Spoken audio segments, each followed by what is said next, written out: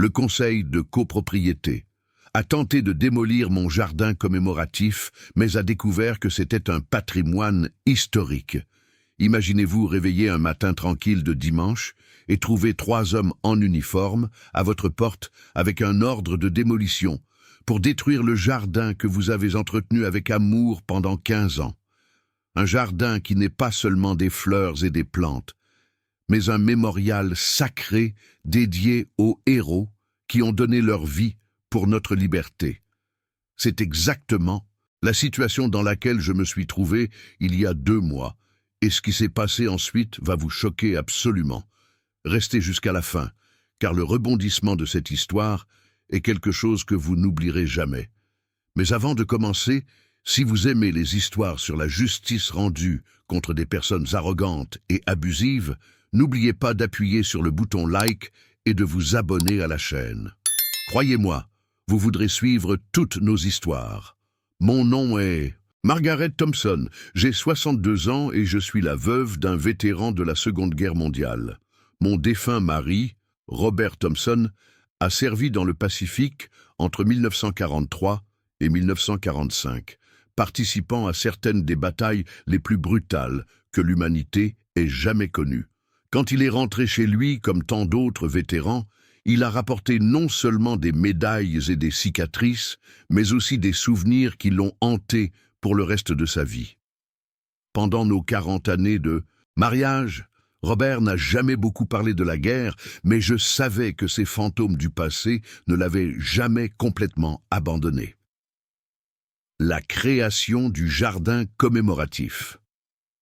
Quand nous avons acheté notre maison à Oakwood Springs il y a 20 ans, Robert avait un rêve très spécifique. Il voulait créer un jardin commémoratif dans notre arrière-cour, non seulement pour honorer ses camarades tombés, mais pour tous les vétérans qui ont fait le sacrifice suprême pour notre nation. Pendant 5 ans, nous avons travaillé côte à côte pour transformer un morceau de terre ordinaire en quelque chose de vraiment spécial. Robert a recherché méticuleusement chaque plante, chaque pierre, chaque élément du jardin, pour que tout ait une signification. Le jardin a une forme circulaire d'environ 20 mètres de diamètre. Au centre, Robert a installé un petit obélisque de granit noir, gravé avec les noms de ses 17 camarades qui ne sont pas rentrés chez eux. Autour de l'obélisque, il a planté des rosées rouges, une pour chaque soldat tombé. Entre les roses, il a créé des chemins de pierre qui forment une étoile à 5 branches, symbolisant le drapeau américain. Sur les bordures extérieures, nous avons planté des chênes indigènes qui ont aujourd'hui grandi majestueusement, fournissant ombre et sérénité au lieu. Mais ce qui a rendu le jardin vraiment unique, ce sont les détails historiques que Robert a incorporés. Il a obtenu des pierres originales de champs de bataille du Pacifique grâce à des contacts militaires, de petits fragments de métal de navires de guerre qui ont été donnés par d'autres vétérans, et même des graines de plantes indigènes des îles où il a combattu. Chaque élément racontait une histoire, chaque coin avait un but. Le jardin n'était pas seulement beau, c'était un morceau vivant de l'histoire américaine. Au cours des 15 années suivant l'achèvement du jardin, notre maison est devenue un point de pèlerinage pour les vétérans et leurs familles. Surtout lors du Memorial Day et du Veterans Day, des dizaines de personnes visitaient notre jardin pour rendre hommage. J'ai vu de vieux soldats pleurer devant l'obélisque, des veuves laisser des fleurs pour des maris que je n'ai jamais connus, et de jeunes soldats en permission qui venaient chercher une connexion avec l'histoire qu'ils aidaient à écrire. Premier conflit. L'arrivée du nouveau conseil. Tout a commencé à changer il y a 2 ans, quand notre communauté a élu un nouveau conseil de copropriété. Oakwood Springs a toujours été une communauté tranquille et respectueuse, où les voisins se connaissaient par leur nom et s'entraidaient mutuellement. Mais la nouvelle administration, dirigée par un homme appelé Bradley Harrison, avait une vision complètement différente de ce que notre communauté devrait être. Bradley Harrison est le type de personne que vous connaissez probablement déjà. Nouveau riche, arrogant et obsédé par le statut. Il s'est installé dans notre communauté il y a seulement 3 ans après avoir fait fortune en vendant des logiciels à des entreprises technologiques. À 42 ans, Harrison n'a jamais servi dans l'armée, n'a jamais perdu un proche au combat et n'a clairement jamais appris la valeur du respect et de l'humilité. Le premier signe de problème est venu quand Harrison a commencé à implémenter de nouvelles règles sur l'apparence des propriétés. Il a engagé une entreprise d'aménagement paysager de luxe pour créer ce qu'il appelait un standard esthétique uniforme pour toute la communauté. Les jardins devaient suivre une palette de couleurs spécifiques, les clôtures devaient avoir une hauteur et une couleur standardisée, et toute décoration excessive serait considérée comme une violation des nouvelles normes communautaires. Pendant la première année de l'administration Harrison, j'ai reçu 3 notifications par courrier concernant d'éventuelles violations esthétiques sur ma propriété. La première se plaignait que mes rosées rouges étaient trop vibrantes pour le schéma de couleur approuvé. La deuxième questionnait si mon obélisque de granit avait les permissions architecturales appropriées. La troisième, et la plus insultante, suggérait que mon jardin commémoratif pourrait être perturbant pour les voisins ayant des sensibilités différentes. À chacune de ces notifications, j'ai répondu poliment, expliquant l'histoire et la signification du jardin commémoratif. J'ai inclus des photographies des cérémonies annuelles, des lettres de remerciement de familles de vétérans, et même un article du journal local qui avait mis en avant notre jardin comme un trésor communautaire. Je pensais qu'une fois que Harrison comprendrait l'importance historique et émotionnelle du mémorial, il reculerait et me laisserait tranquille. Escalade du conflit. L'obsession de Harrison. J'avais complètement tort. Mes explications respectueuses ont seulement semblé irriter Harrison davantage. Au cours des mois suivants, les intimidations se sont intensifiées dramatiquement. Harrison a commencé à apparaître à ma porte, personnellement, toujours accompagné de 2 autres membres du conseil, Janet Mills, une agent immobilier qui s'était installée dans notre communauté pour être près de Harrison, et David Chen, un comptable qui semblait suivre Harrison comme un petit chien obéissant. Pendant ces visites, Harrison devenait de plus en plus agressif dans ses demandes. Il insistait que mon jardin commémoratif était une attraction publique non autorisée qui créait un trafic excessif dans notre communauté résidentielle. Il arguait que les cérémonies annuelles étaient des événements commerciaux déguisés que j'utilisais pour gagner de l'argent sur le dos de vétérans morts. L'accusation était si absurde et offensante que j'avais du mal à croire que j'entendais ces mots. Quand j'essayais d'expliquer que je n'avais jamais fait payer 1 centime à personne, que je supportais moi-même tous les coûts d'entretien du jardin et que les cérémonies étaient purement pour honorer nos héros tombés, Harrison secouait simplement la tête avec dédain. C'est exactement ce que quelqu'un opérant une affaire illégale dirait, répondait-il avec un sourire malicieux. La situation a atteint un nouveau niveau d'absurdité quand Harrison a engagé une entreprise de sécurité privée pour surveiller les activités suspectes sur ma propriété. Pendant plusieurs semaines, un homme en uniforme restait stationné de l'autre côté de la rue, notant qui visitait mon jardin et combien de temps il restait. Quand des vétérans âgés venaient rendre hommage, ils étaient abordés et questionnés sur le but de leur visite. Plusieurs familles ont arrêté de venir parce qu'elles se sentaient intimidées et mal à l'aise. Manipulation légale, les tactiques scellent. Harrison a rapidement réalisé que ces tentatives directes d'intimidation ne fonctionnaient pas. Alors il a décidé d'utiliser le système légal pour me faire pression. Il a engagé un cabinet d'avocats spécialisé en droit immobilier pour trouver toute faille légale qu'il pourrait utiliser contre moi. Pendant 3 mois, j'ai reçu une avalanche de documents légaux, chacun plus ridicule que le précédent. La première action légale prétendait que mon jardin commémoratif violait les réglementations municipales sur l'usage commercial en zone résidentielle. Harrison arguait que parce que des gens visitaient régulièrement mon jardin, j'opérais une attraction touristique non licenciée. La deuxième action questionnait si j'avais les licences appropriées pour l'obélisque de granit, le classifiant comme une structure permanente non autorisée. La troisième, et la plus outrageante, prétendait que je violais les lois de zonage en opérant un cimetière privé en zone résidentielle. Chaque procès légal me coûtait des centaines de dollars en frais d'avocat juste pour répondre.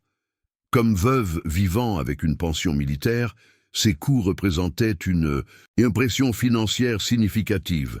Harrison savait exactement ce qu'il faisait. Il essayait de me forcer à la faillite pour que je ne puisse plus lutter contre ses demandes. Pendant cette période, j'ai découvert que Harrison pressait simultanément d'autres voisins avec des tactiques similaires. Il a poursuivi une famille parce que leurs enfants jouaient dans la cour après 8 heures du soir, prétextant perturbation de la paix. Il a sanctionné un couple âgé parce qu'ils avaient planté des tomates dans leur jardin de devant, prétextant que la culture alimentaire violait les réglementations esthétiques.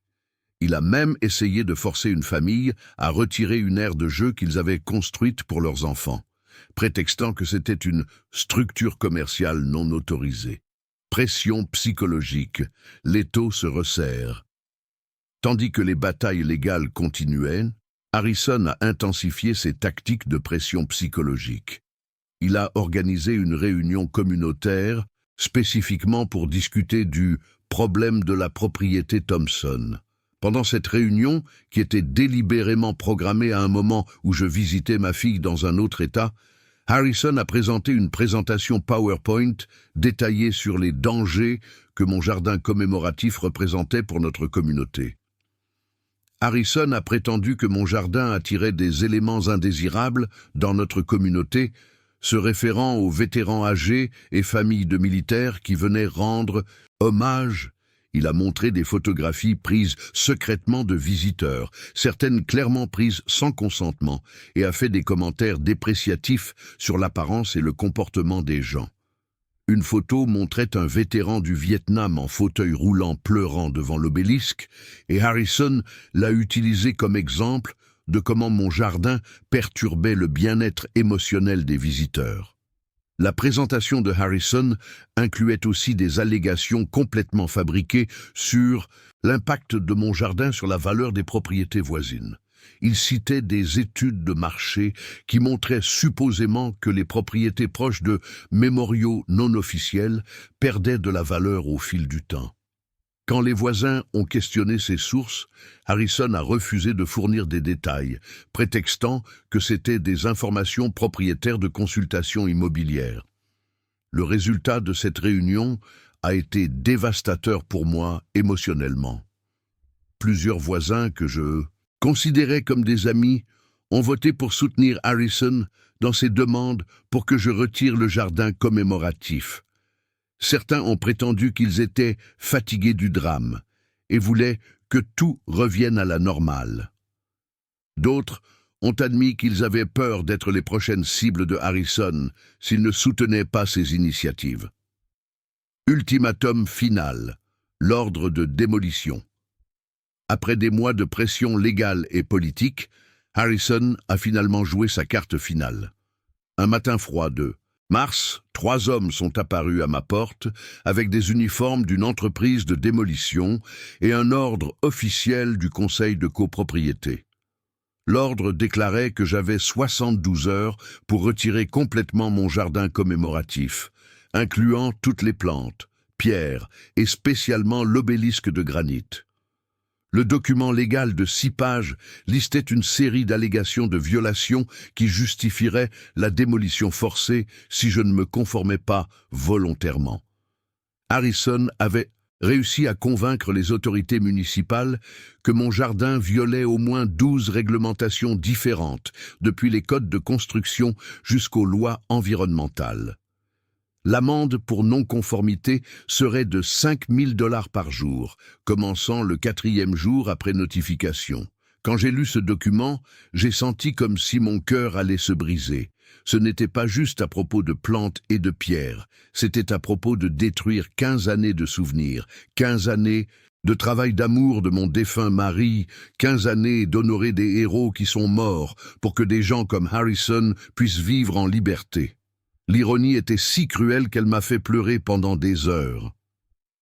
Ce soir-là, j'ai appelé ma fille Sarah, qui vit à 3 heures de route, et j'ai expliqué toute la situation. Sarah était absolument furieuse quand elle a entendu ce que Harrison faisait. « Maman, dit-elle avec détermination, nous n'allons pas laisser cet homme détruire la mémoire de papa. Je vais conduire jusque-là demain, et nous trouverons un moyen de lutter contre ça. » Le retournement, découvrir la vérité. Sarah est arrivée le matin suivant avec une détermination qui me rappelait beaucoup son père. Elle est avocate spécialisée en droit patrimonial et a immédiatement perçu plusieurs irrégularités dans les documents que Harrison avait présentés. « Maman, dit-elle en examinant soigneusement l'ordre de démolition, certaines de ces allégations n'ont pas de sens. Légal, nous allons enquêter plus profondément. » Pendant les 2 jours suivants, Sarah a travaillé inlassablement en recherchant les archives historiques de notre propriété et de la zone environnante. Elle a passé des heures dans les archives municipales, à la bibliothèque historique locale, et a même contacté le département des affaires des vétérans de l'État. Ce qu'elle a découvert a complètement changé notre perspective sur toute la situation. Sarah a découvert que notre propriété, spécifiquement la zone où le jardin commémoratif était situé, avait une histoire beaucoup plus riche et significative que n'importe lequel d'entre nous n'avait jamais imaginé. Les archives historiques ont révélé que pendant la Seconde Guerre mondiale, notre zone avait servi comme camp d'entraînement militaire temporaire.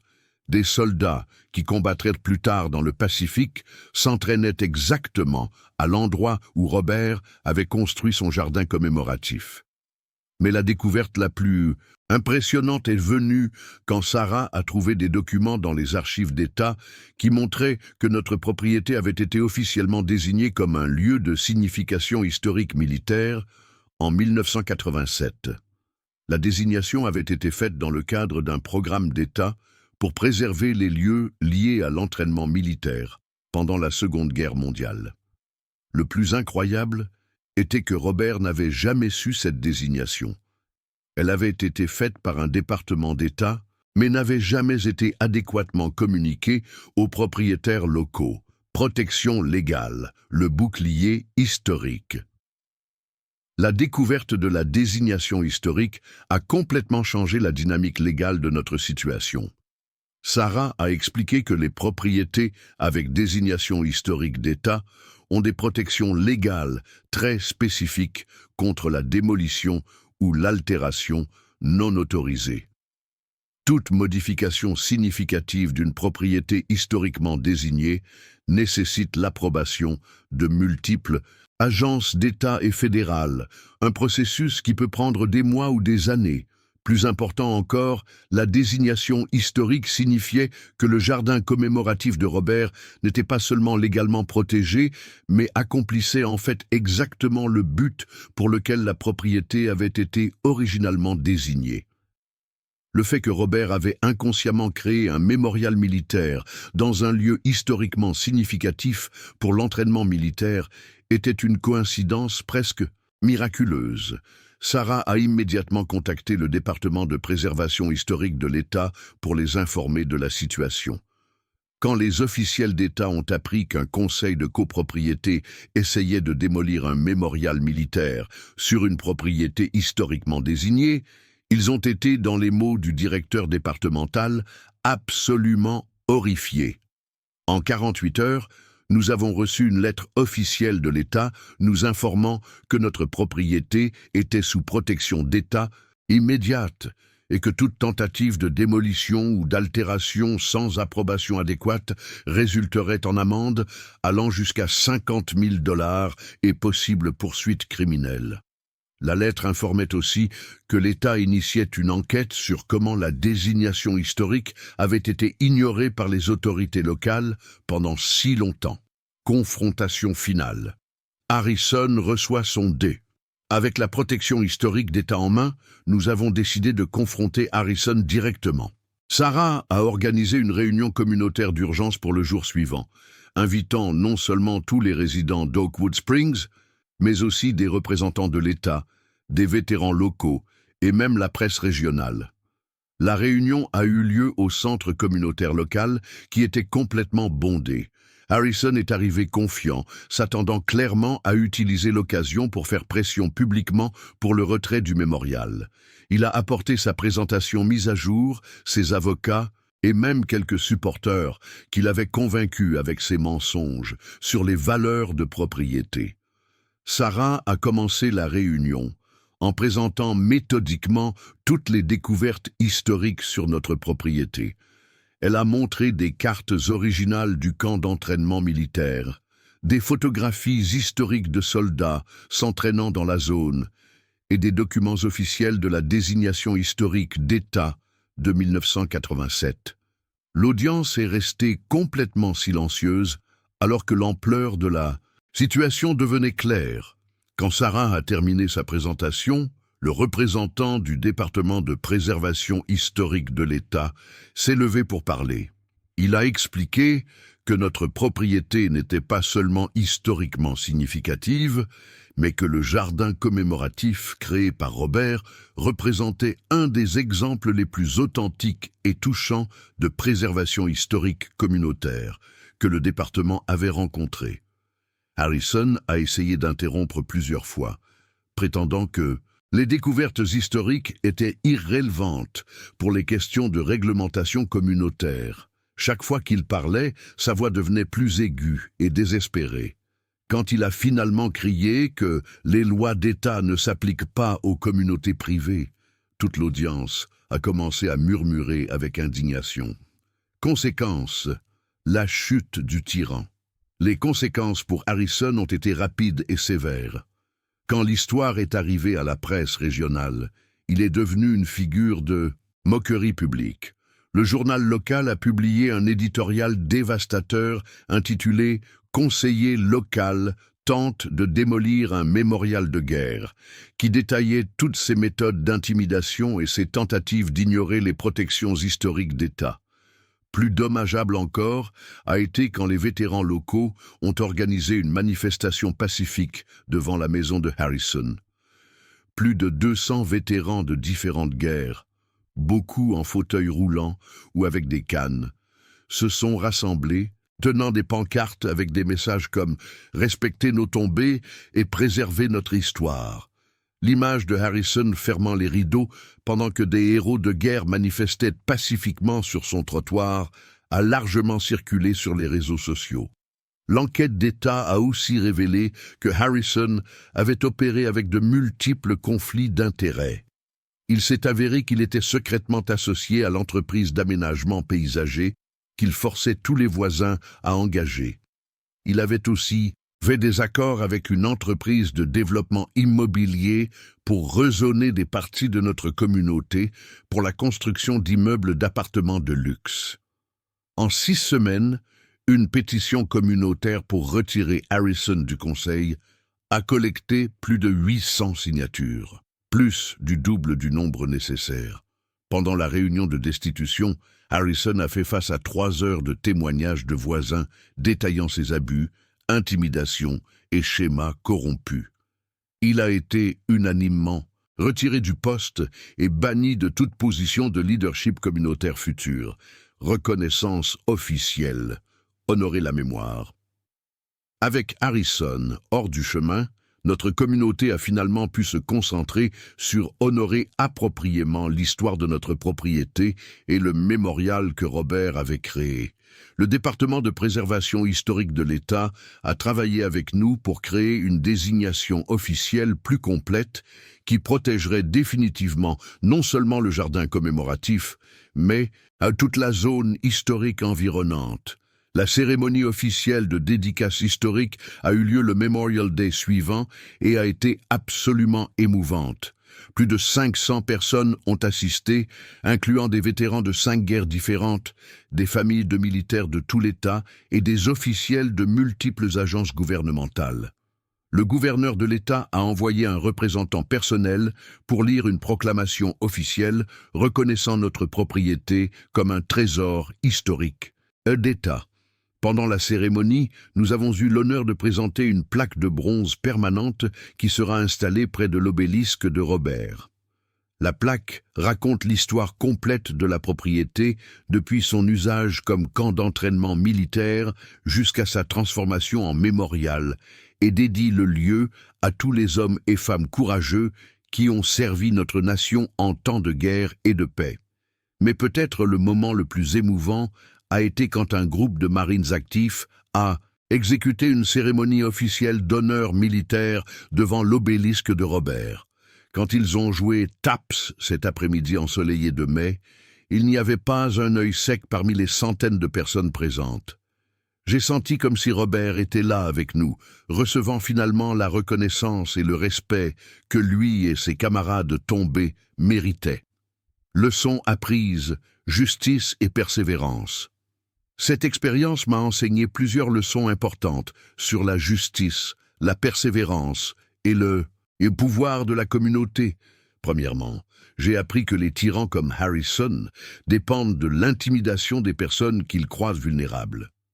Ils supposent que les veuves âgées, les vétérans et autres personnes qu'ils voient comme faibles vont simplement se soumettre à leurs demandes sans lutter. Deuxièmement, j'ai découvert que même quand il semble que toutes les forces sont contre vous, la vérité a une façon d'émerger si vous continuez à chercher. Si Sarah n'avait pas enquêté méticuleusement sur les archives historiques, nous n'aurions jamais découvert les protections légales qui ont sauvé notre mémorial. La persistance et la recherche soigneuse ont fait toute la différence. Troisièmement, j'ai appris que les vraies communautés sont construites sur le respect mutuel et les valeurs partagées, pas sur la conformité forcée et la peur. Après que Harrison ait été retiré, notre communauté est devenue plus proche et unie qu'elle ne l'avait jamais été. Les voisins qui avaient été intimidés au silence ont finalement trouvé leur voie, et nous avons tous bénéficié de ce courage nouvellement découvert. Impact continu, un héritage vivant. Aujourd'hui, 18 mois après toute cette épreuve, notre jardin commémoratif est devenu plus que Robert n'avait jamais rêvé qu'il pourrait être. La désignation historique officielle a attiré des visiteurs de tout le pays, transformant notre arrière-cour en destination de pèlerinage pour les personnes intéressées par l'histoire militaire et la préservation historique. Nous avons établi une petite fondation à but non lucratif pour maintenir le mémorial et éduquer les visiteurs sur l'histoire de la zone. Les étudiants d'écoles locales font des excursions régulières pour apprendre sur la Seconde Guerre mondiale et le sacrifice de nos vétérans. Les universités ont envoyé des chercheurs pour étudier comment les mémoriaux communautaires organiques comme le nôtre peuvent être préservés et répliqués. Plus gratifiant, encore, notre mémorial a inspiré d'autres vétérans et familles de militaires à travers le pays à créer leurs propres mémoriaux communautaires. Nous recevons des lettres et photos de jardins commémoratifs similaires étant construits au Texas, en Oregon, en Floride et même en Alaska. Chacun est unique, mais tous portent le même esprit d'amour, de souvenir et de respect que Robert a incorporé dans le nôtre. Harrison, de son côté, a déménagé de notre communauté peu après avoir été retiré du On Conseil. Nous avons entendu des rumeurs qu'il a essayé de poursuivre l'État pour interférence dans les affaires communautaires privées, mais ce procès a été rapidement rejeté par les tribunaux. Sa maison a été finalement vendue à une famille de militaires retraités qui nous ont dit qu'ils avaient choisi notre communauté spécifiquement parce que nous respectons et honorons nos vétérans. Si cette histoire vous a touché de la même façon qu'elle m'a touché en la vivant, je vous encourage à réfléchir sur les batailles que vous menez dans vos propres vies. Peut-être faites-vous face à votre propre Harrison, quelqu'un qui essaie de vous intimider, détruire quelque chose que vous valorisez, ou vous forcer à vous conformer à ses visions étroites du monde. Souvenez-vous que la vérité et la justice peuvent prendre du temps à prévaloir, mais Elles ont une force puissante quand combinées avec la persévérance et le courage. Ne laissez pas les tyrans détruire les choses qui comptent pour vous. Recherchez, enquêtez, cherchez de l'aide et n'abandonnez jamais de lutter pour ce qui est juste. Si vous avez vos propres histoires sur surmonter l'intimidation, l'injustice ou préserver quelque chose d'important contre toutes les probabilités, j'aimerais les entendre. Partagez vos expériences dans les commentaires ci-dessous. Vos histoires peuvent inspirer d'autres qui passent par des situations similaires. Et si vous connaissez des vétérans ou familles de militaires dans vos propres communautés, considérez des façons d'honorer leurs services et sacrifices. Ce n'a pas besoin d'être un jardin commémoratif élaboré comme celui que Robert a créé. Parfois, un simple geste de reconnaissance ou de gratitude peut signifier plus que vous ne le saurez jamais. S'il vous plaît, n'oubliez pas de liker cette vidéo si elle vous a touché et abonnez-vous à notre chaîne pour plus d'histoires sur la justice rendue et les personnes courageuses qui refusent d'être intimidées. Nos histoires, eux comptent, nos voix comptent, et ensemble nous pouvons assurer que la mémoire de nos héros soit toujours respectée et préservée. Merci d'avoir écouté mon histoire, et souvenez-vous, ne sous-estimez jamais le pouvoir d'une personne déterminée, luttant pour une cause juste. Robert disait toujours que la liberté n'est pas gratuite, et parfois nous devons lutter pour elle dans nos propres arrière-cours. Jusqu'à la prochaine fois, continuez à honorer ceux qui nous ont précédés et lutter pour les choses qui comptent vraiment.